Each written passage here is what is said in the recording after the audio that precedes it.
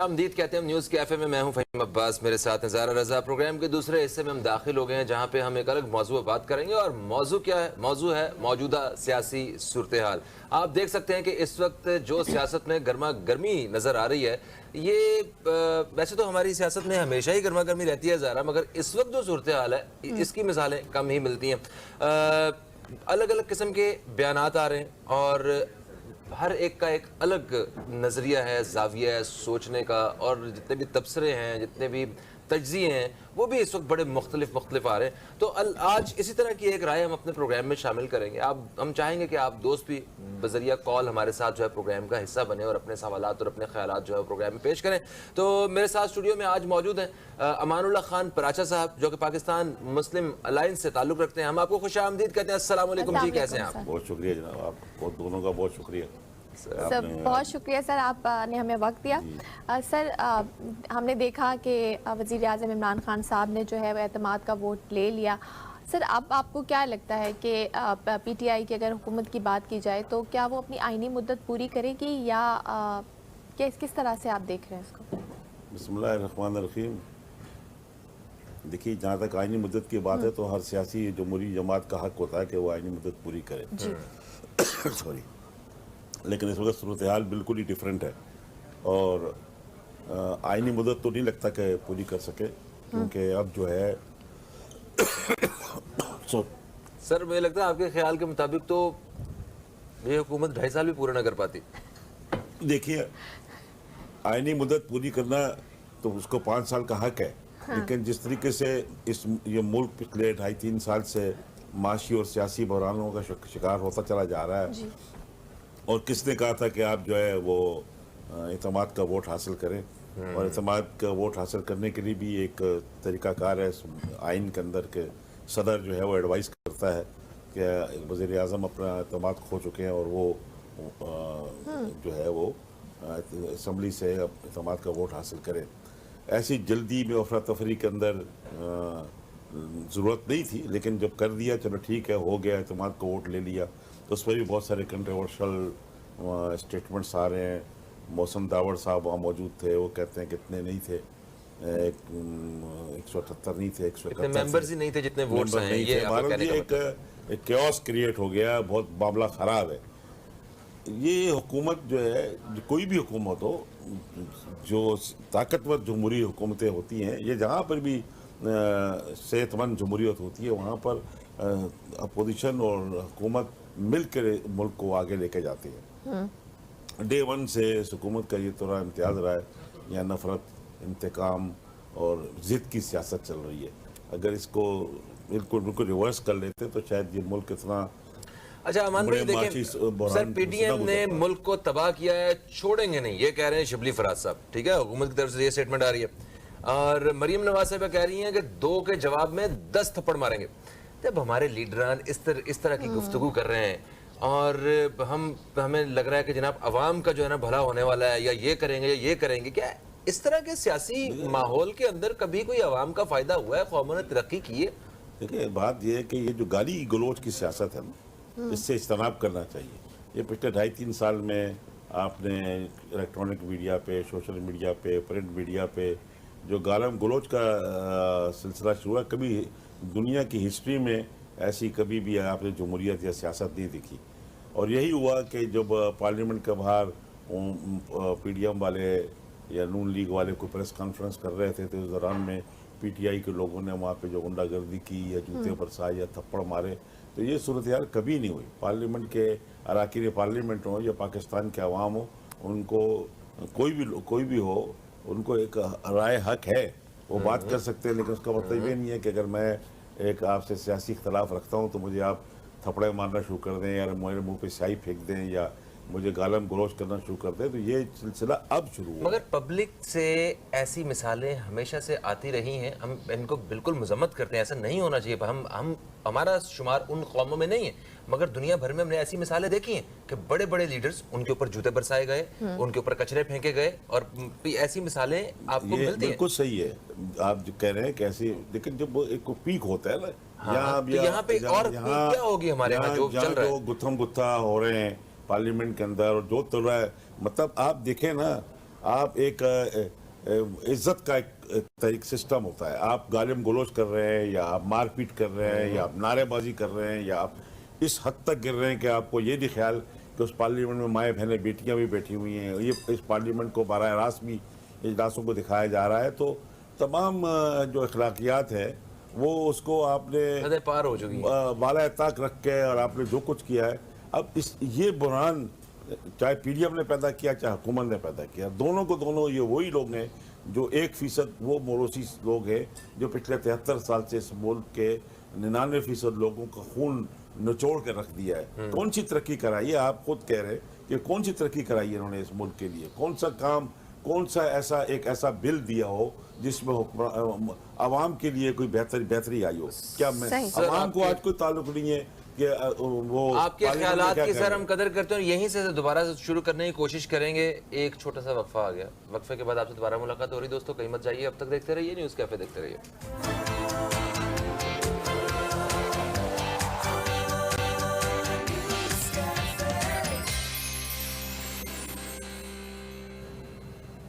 Welcome back. ایک break کے بعد آپ کو پھر سے خوش آمدید کرتے ہیں. میں ہوں زہرا رضا اور فہیم عباس میرے ساتھ موجود ہیں. اسٹوڈیو میں ہمارے ساتھ موجود ہیں امان اللہ خان پراچا صاحب, اور ہم ان سے سیاسی جو صورتحال ہے ملک کی اس کے حوالے سے بات کریں.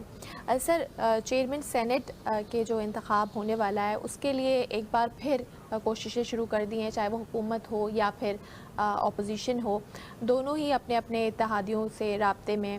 تو سر, حکومت کی اگر بات کی جائے تو وہ کافی پر امید نظر آ رہی ہے صادق سنجرانی کے لیے, جیسے وہ پر امید تھی حفیظ شیخ کی سیٹ کے لیے. تو کیا آپ کو لگتا ہے, کیا اس بار حکومت کو کامیابی ملے گی یا پھر یوسف رضا گیلانی صاحب جو ہیں وہ جیت جائیں گے؟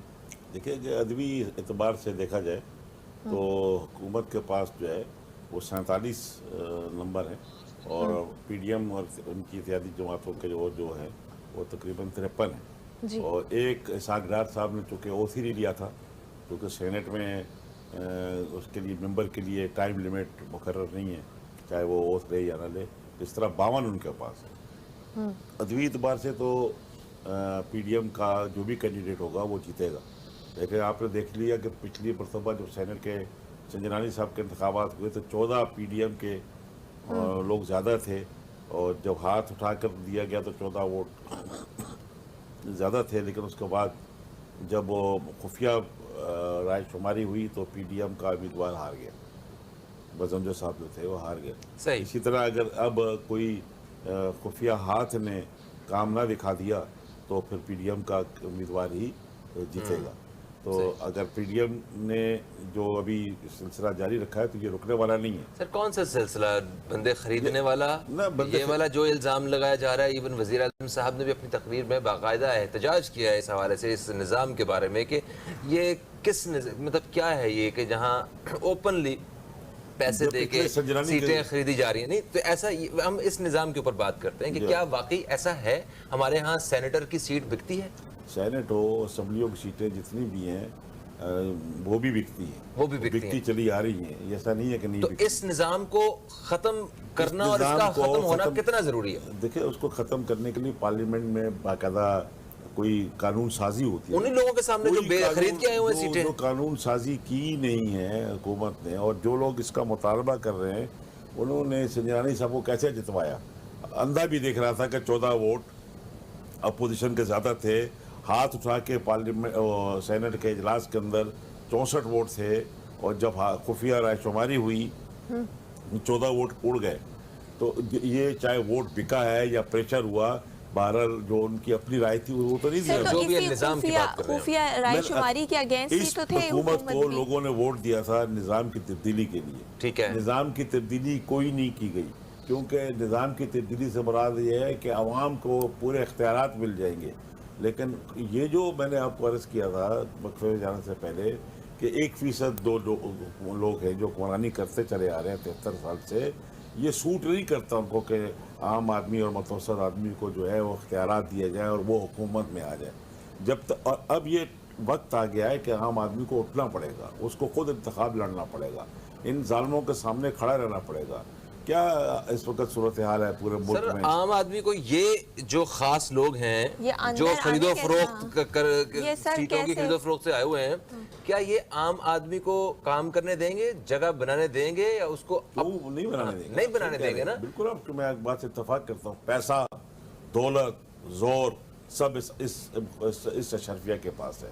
یہ 1% کے پاس ہے. عام آدمی کو اسی طرح جدوجہد کرنی پڑے گی جو 47 پہ انہوں نے انگریز سے جان چھڑانے کے لیے کی. جب عوام کی طاقت بہت بڑی طاقت ہے. جب لیکن عوام سر لیڈر بھی تو ساتھ تھے نا اس میں وقت. وہ کہہ رہا ہوں کہ نہیں یہ تو کہاں یہاں تھے؟ کے لیڈرز تو نہیں، یہ ابھی- کوئی اس قسم کے لوگ اگر ہوتے تو آپ یقین کریں لوگ پاکستان ہی نہ بناتے. لیکن ان کو دیکھ کے وہ پاکستان بناتے. آپ اور میں کہتے کہ یار اس قسم یہ لوگ یہاں پاکستان میں اس طرح کریں گے. ان سب نے جتنے بیٹھے ہیں اور جتنے اپوزیشن میں ہیں ان کی سب کی جائیدادیں، پراپرٹیز، اولادیں سب باہر ہیں پاکستان کے.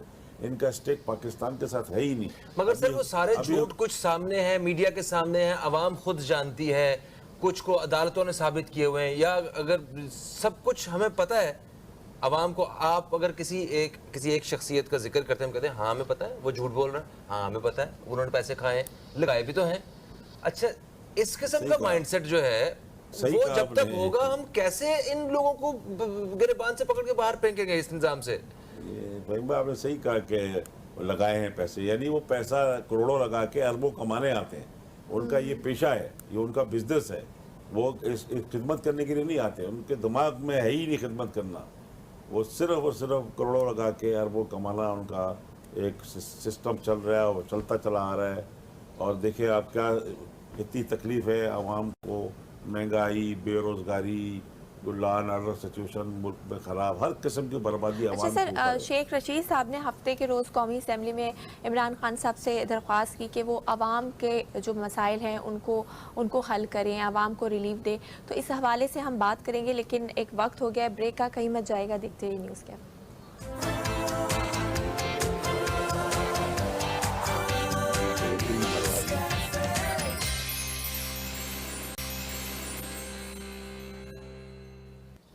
ایک وقفے کے بعد آپ کو پھر سے خوش آمدید کہتے ہیں نیوز کیفے میں. نیوز کیفے میں آج ہم موجودہ سیاسی صورتحال کے حوالے سے بات کر رہے ہیں. امان اللہ خان پراچا صاحب ہمارے ساتھ موجود ہیں. امان صاحب، جیسے وقفے سے پہلے زہرا نے کہا کہ شیخ رشید صاحب کا جو بیان آیا تھا اس میں یہ بات انہوں نے واضح کی کہ عمران خان صاحب کو عوام کو ریلیف دینے کے حوالے سے بھی کچھ واضح طور پہ اقدامات کرنے چاہیے.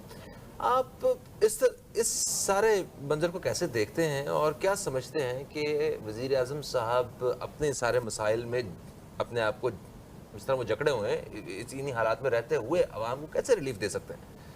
وہ نہیں دے سکتے. صحیح کہہ رہے ہیں آپ. اس لیے کہ یہ مسائل بھی انہوں نے اپنے خود پیدا کیے ہیں. اچھا، یہ جو سیاسی بحران اور معاشی بحران جو ہے وہ ان کو خود پیدا کرتے ہیں.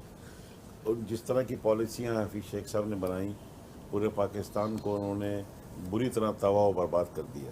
ایسے صورتحال میں شیخ رشید نے اگر یہ کہا ہے اور عوام کی بات کی ہے تو بات کرنا الگ بات ہے، عمل کرنا الگ بات ہے. پریکٹیکلی کوئی ایسی پالیسی نافذ نہیں کی گئی جس کے تحت جو ہے ایسا ریلیف مل جائے کہ جو عوام جو ہے کوئی فوری امیڈیٹ آپ کہہ سکے کہ ان کو سکھ کا سانس مل سکے.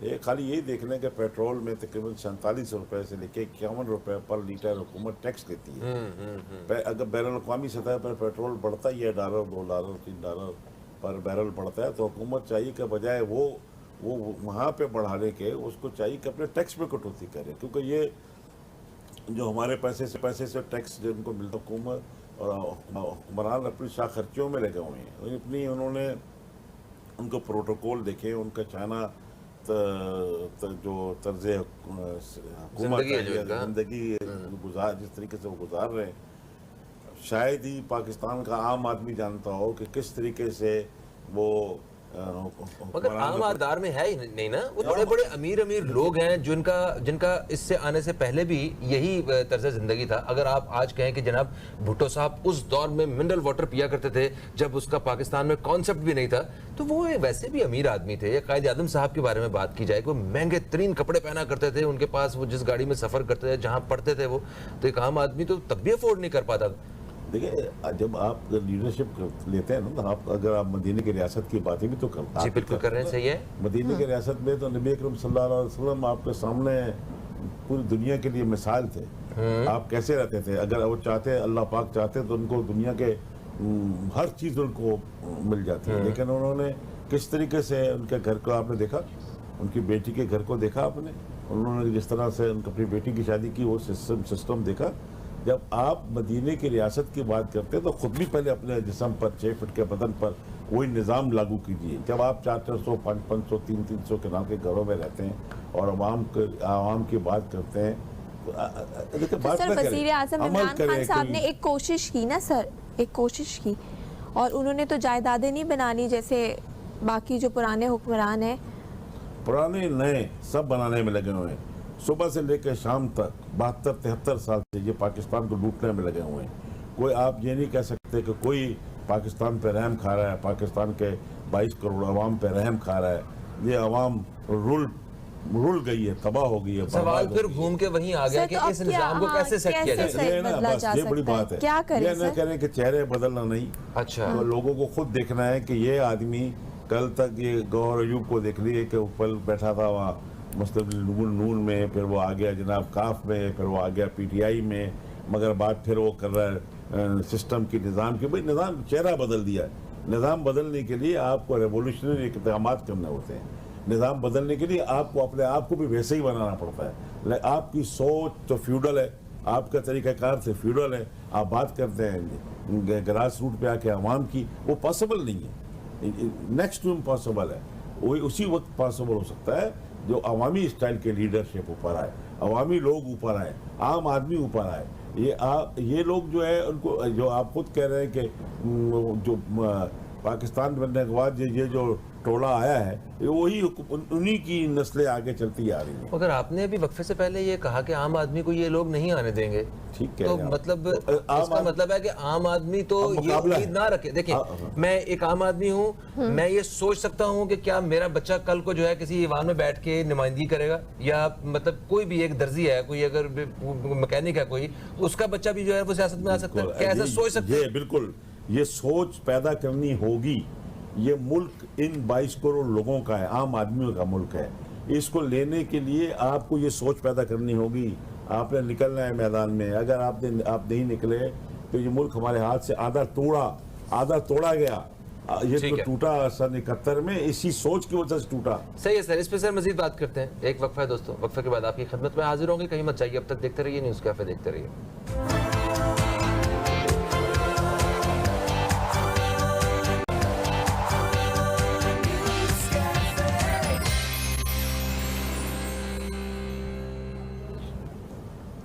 Welcome back. एक ब्रेक के बाद आपको फिर से खुशामदीद करते हैं। अमानुल्लाह खान पराचा साहब हमारे साथ स्टूडियो में मौजूद हैं। सर, ब्रेक पे जाने से पहले हम बात कर रहे थे कि आम आदमी जो है उसको आना चाहिए सियासत में।